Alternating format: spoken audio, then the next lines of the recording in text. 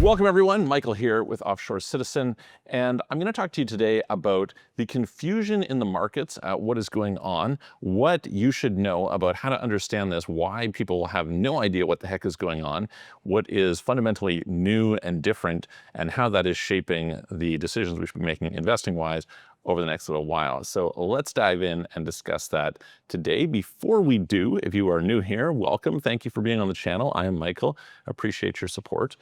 We here are specialists in international structuring, international tax, relocation, etc. So if you're interested in help with any of those things, please feel free to reach out to us. You can always book a call with me, calendly.com/Michael-Rosmer, link in the description below. So do that, or check out offshorecitizen.net. You can send us a message through there. Okay, so where are we at? Well, where we're at right now is a lot of people are quite confused about what's going on in the market. And there is a traditional saying, which is markets climb a wall of worry. And I would say there's definitely been a wall of worry. There are a lot of people who say this has been the most hated rally ever. There's all sorts of reasons to believe that that is true. And yet, in spite of this, where are we at? We're at stock markets near all-time highs, gold near all-time highs, Bitcoin near all-time highs, real estate pretty high. I went, man, a lot of things are pretty high.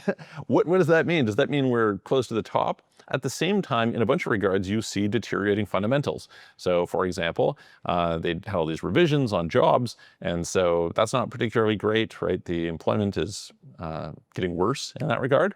If you go and you look at some of the data with respect to shipments, they have been going down. If you talk to a lot of small business owners, et cetera, you will hear quite a bit of pain in the market on their part. And so a lot of people look at this and say, hang on, alarm bells ringing, we have some sort of a recession coming, be prepared, et cetera. And you should probably always be prepared. That's a whole other conversation. But I think what a lot of people are seeing is they're looking at various indicators and they're not really understanding what goes on with the macroeconomy and with specific markets, in particular financial assets. And as a result, this is causing them to have some confusion. They look at it and they say, well, the indicators suggest to me that prices shouldn't be up, but prices are up, and what's going on here? So when I think about macroeconomics, I have a fairly simple model. I think I've talked about it in some previous videos, certainly in some other content I've created in the past, I've discussed it. You essentially want to think about three really important things. One is the supply of money. Supply of money is dictated mostly by the federal government deficit spending, as well as private borrowing, okay? You should think about the volume of assets, okay? So this is, as you get more IPOs, there's a higher volume of assets. If there is more gold that is dug up, there's more assets. If there is, more houses being built, there's more assets, et cetera. Generally speaking, assets mostly go up, not down, but depends a little. And then the third part is the flows, okay? So what's the environment that we're sitting in today? The environment we're sitting in today is the monetary supply is growing quite a bit. The way it is growing quite a bit is governments are spending big deficits. You have the US with the big beautiful bill, I think it was somewhere around $2.5 trillion of deficit spending that they're projecting forward. That's a lot of stimulus. And when governments are putting a tremendous amount of fiscal stimulus into the market, it's very, very difficult for markets to crash and recessions to happen and things like this, right? Now, you can have individual players who can do badly. It's a whole different conversation. And you can definitely be in a situation where you have investments can lose out, et cetera. But in the grand overarching view of things, it is difficult to have the market go down dramatically long-term in that environment, okay? Certainly it could happen if you had a lot of different assets coming in. And definitely what is true is that under Biden, the M&A window and the IPO window were kind of closed. Under Trump, they're open. There's definitely more IPO and M&A activity happening. It's probably going to continue to happen. On a relative basis, it's not that substantial. Back around the end of 21, early 22, I'd mentioned this was a problem with the crypto markets. I was explaining what all that was kind of during the NFT craze. And they're saying it's too easy to launch new projects. When you launch new projects, it spreads the money between too many of them. Because of that, none of them particularly do well. That kind of creates an anti-hype cycle and you get reflexivity to the downside, right? So that was true there and has been a very important ingredient to what's going on in the world of crypto over the last while. But crypto is a relatively small share of the overall asset base. And definitely in these cases, we don't have the supply of assets growing as fast as the supply of money. And so in the aggregate, we would expect to see higher prices, and that is in fact exactly what we see, okay? Now we have to pay attention to the other part though, which few people look at, and this is tracking the flows. So the question is always, okay, there's more money going to the system, but where is that money going? Who is getting that money? If you were to go back and you were to compare to say World War II, there was very high government deficits, all right, and where did that money go? That money went basically to businesses and consumers in one form or another, okay? That money then could go into some sort of consumptive spending. Obviously during World War II, there's a lot of restrictions, et cetera, but coming out of World War II into the 50s, you had this tremendous consumer boom, and that made for, a really good market at the time, and people were quite excited about it. It was considered to be kind of a golden age, et cetera, okay? Now, fast forward to today, the situation is very, very different, all right? So the first thing to understand is that about $1 trillion a year of that deficit is interest payments on the debt to bondholders, okay? So you're doing this highly stimulative thing to bondholders. Keep that in mind, okay? The entire thing that we need to think about is, hey, listen, bondholders are getting about $1 trillion a year, and they're going to have to do something with that, okay? Now understand, when we say, hey, these are bondholders that are getting this, it's worth noting that these aren't like venture capitalists who are getting it, right? If venture capitalists were getting that money, then you would expect them to, go and probably put money into more venture capital type things. But these are bondholders. Bondholders have a couple really important characteristics. The first is, when you're holding bonds, the majority of the people who are holding are not going to take that bond interest and pour it into consumption. Okay. If they were going to consume, they probably wouldn't have the money in bonds anyway. They'd probably be consuming with it. Typically, it is in retirement accounts, it's in endowments, it's in pension funds, it's in, potentially insurance funds, et cetera, et cetera, et cetera, right? So that money is almost exclusively going to get rolled into financial assets. What financial assets? That's a different question, but certainly into financial assets. Now, at the same time, there's a part we hadn't talked about. We said, hey, there's this $2.5 trillion deficit. Very true, very true. However, then they went and they introduced all these tariffs. And the tariffs are bringing in hundreds of billions of dollars in tax revenue to the government each year. So that's actually decreasing that $2.5 trillion deficit. So in a sense, it is less stimulatory than was originally projected. Now, be aware, of course, there are some back-end consequences of that. So these tariffs are not without consequences. That's going to come out of consumers in the form of higher prices, which means they're going to consume less, or margins. Right now, a lot is being taken on the margins side, in particular from intermediary businesses, and that's going to reduce corporate profits. Lower corporate profits means lower tax collected from those corporations, and certainly there's some kind of cascading effects that take place in that regard, okay? But the more important thing that I want to draw your attention to is that there's a very, what are tariffs? Tariffs are a tax, but they're a tax on a very specific group of people. This is one of the reasons why kind of historically, if you look at some country like Turkey, I'm a little bit critical of how they have these tariffs there, because essentially it's a form of protectionism that is a wealth transfer from the common people of the country who end up having to pay higher prices to the friends of those in power who happen to own the industries that are protected by the tariffs. And there is some danger that this happens in certain industries in the US. I don't think it is so cut and dry. There's lots of nuance to that conversation, but that's not what we're discussing here. Today we're talking about the markets, okay? So what are you gonna see? What you're gonna see is that tax, that hundreds of billions of dollars, okay, is levied on a very specific subset of the population. That subset of the population happen to be those who are responsible for fundamentals and typically are responsible for consumption, okay?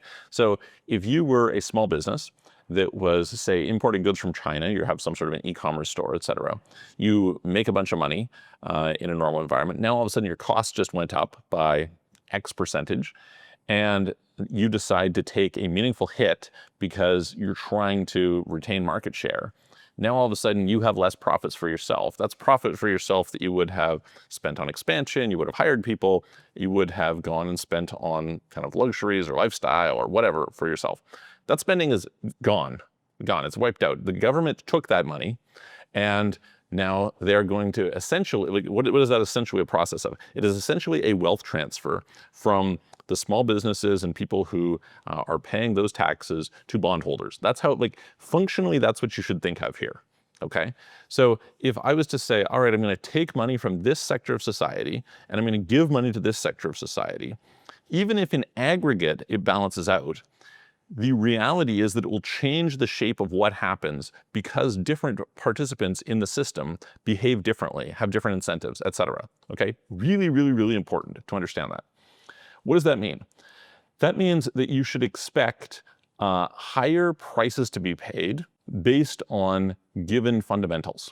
Okay, so there's some kind of talk that, hey, listen, PE ratios are high and CAPE ratios are high and things like this, certainly the Buffett indicator high, et cetera, et cetera, et cetera, right? That's kind of unsurprising because you have money that is being given to people who are going to take that money and put it into financial assets, while at the same time driving fundamentals of the companies that they're investing in down. And the reality is they're not going to invest in the fundamentals, right? So they have to deploy that capital. And so what you would expect to see is you would expect to see some sort of compression between industry and bonds until that kind of reaches some sort of an equilibrium. And then when people say, hey, listen, I need to put money somewhere, they're going to go further out on the risk curve, looking for other opportunities that they can go and put money into to pump it up. And none of that has really anything to do with the real economy. It's sort of this fake financial world that exists trading around what is happening there. A little bit like how you have an entire betting industry taking place around a sports game, right? The bets have absolutely nothing to do with affecting the game on the ground, right? Yes, there are payoffs that kind of ripple out from there, but they don't directly determine what is happening on the field or on the court, et cetera. That's kind of a little bit analogous to what is going on here. Obviously, all analogies are imperfect, and so that's not entirely correct, but it gives like a general concept. And so this is why you see people very confused about fundamentals. Fundamentals are kind of deteriorating over here while asset prices are rising here. And this is going to continue for some period of time, right? For some period of time, because that stimulus is continuing to happen. You still are going to have that $1 trillion a year flowing in here. It might end up being actually higher because if you sufficiently weaken the economy over here and decrease tax revenue, then it might be that you actually don't drive down the deficits in that regard.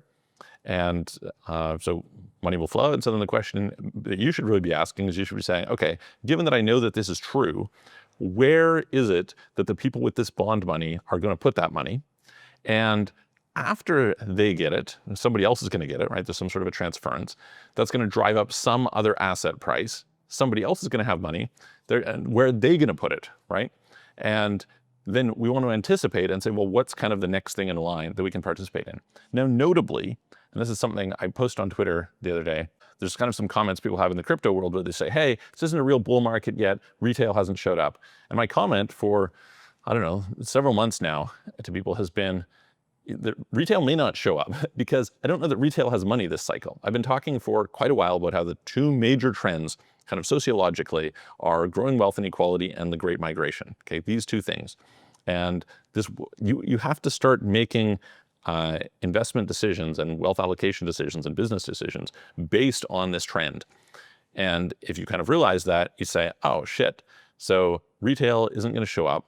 Retail doesn't have money. This is an entirely institutionally led rally, and it is going to continue to be an entirely institutionally led rally. Okay, therefore institutions behave somewhat differently than typical retail do. Where are institutions going to be deploying? And so I can tell you, for example, they're not going to meme stocks. They're not going into the far down the road altcoin. They're going to digital asset treasury companies. They're going to ETFs. They're going to, kind of major types of things where they can pour pretty substantial amounts of capital in and where they have a relatively smaller risk. And then from there, things will ripple out accordingly. Now, it is worth noting that, say, in the case of something like digital asset treasury companies, there is too many of them coming to the market too fast. So when I was mentioning you have to pay attention to volume of money and volume of assets, there's hundreds of billions of dollars flowing into that category. But there's also lots and lots of these starting up fairly quickly. And so that's going to mean that I suspect the digital asset treasury thing probably doesn't last very long. It will probably burn itself out pretty quickly. It is based on the idea that you can get a premium over NAV in the market cap.